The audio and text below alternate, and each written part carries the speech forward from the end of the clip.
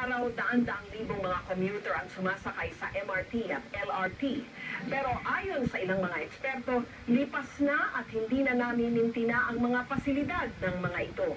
Tuloy, di maiiwasang malagay sa panganib ang mga sumasakay dito.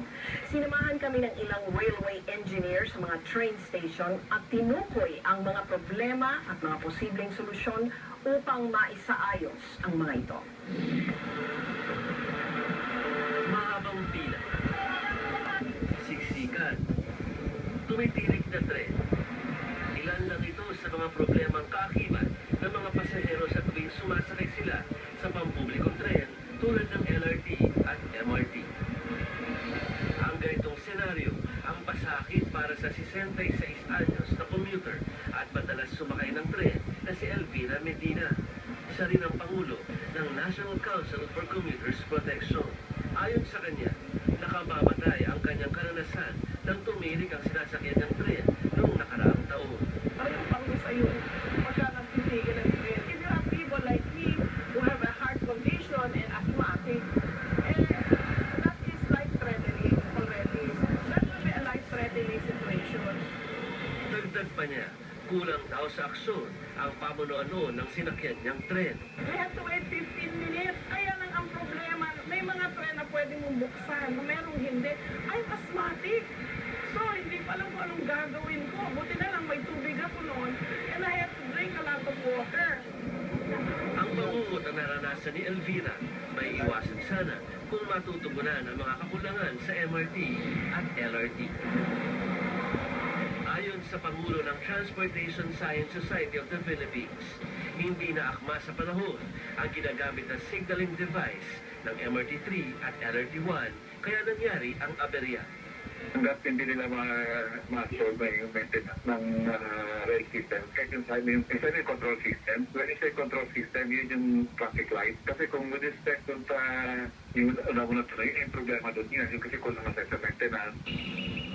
Sinuportahan naman ito ng isang railway management professor mula sa PUP na si Edward Manapol. Anya, kailangan ng mapusising pag-inspeksyon sa bawat tren na bumabiyahe. Kailangan daw na i-improve yung kung ano yung meron tayo ngayon. Bukod sa deterioration o yung tinatawag na tear and wear, siyempre tumatanda yan. Problema rin daw ang sobrang daming pasahero.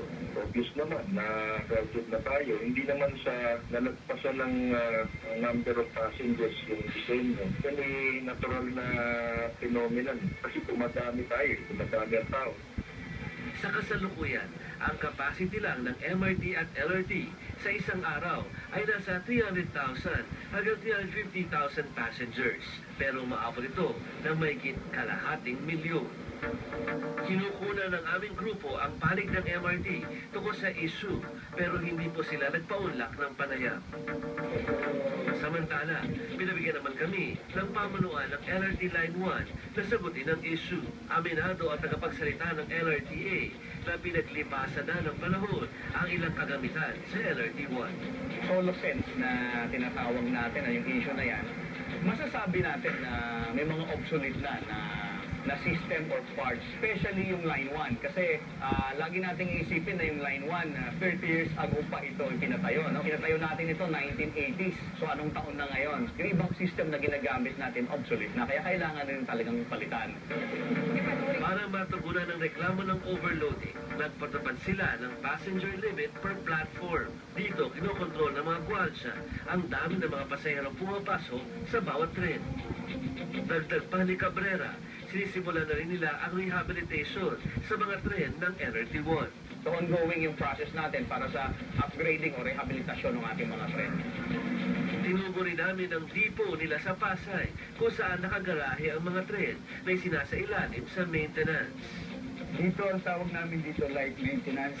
Lahat nililinis ang mga train dito. Pinupunasan yung mga windows, mga doors. Mayroon nag-check sila ng mga motor. Kasama yan sa light maintenance namin na ginagawa. Matapos ang light maintenance section, dumako naman kami sa high maintenance section kung saan may kitang kinukumpuni ang major problems ng tren. Partikular na ang motor at kompresor. Ito ang karaniwang nagkakaproblema kung bakit tumitirik ang tren. Ito yung heavy maintenance section namin. Dito ginagawa yung mga trains na halimbawa may mga problemang pang yearly maintenance o pang mga heavy, tinatanggal namin yung mga gulong na yan for checking, including yung mga motor. So lahat yan, parang binabaklas namin ang lahat ng parts ng train. Ang matitira lang yung sa taas lang, yung pinaka-body lang. Lahat yan tinatanggal, dinadala doon sa workshop area.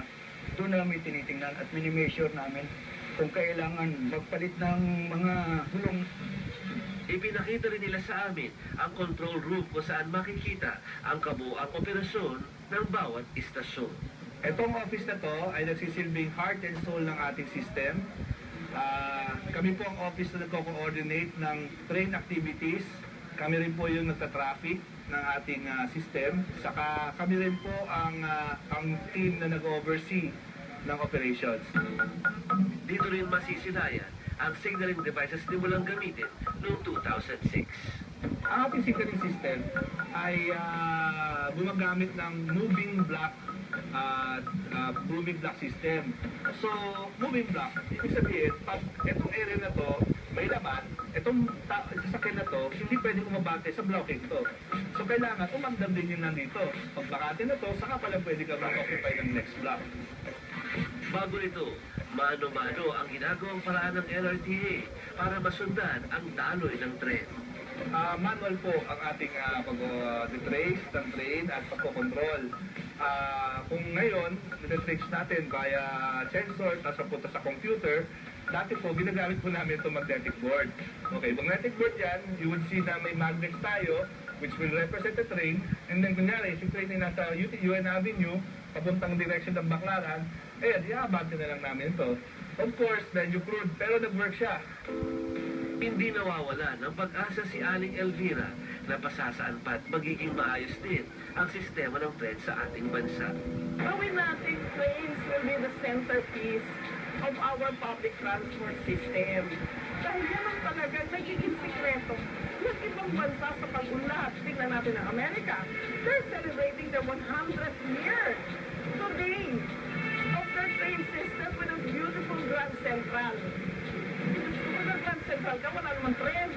Di ba nakakahiya? Isa ang Pilipinas sa mga bansa sa Timog Silangang Asya na nagkaroon ng railway system. At makalipas ang 3 dekada, mukhang kulangan pa rin tayo sa modernisasyong matagal na dapat napasa atin. Ang kailangan lang, buong loob itong gawin ng pamahalaan at hindi iisipin kung paano makakalamang sa kapwa. Ako po si Joey Francisco, nag-uulat para sa reaksyon. At hatid namin sa inyo ngayon ang natatanging obra ng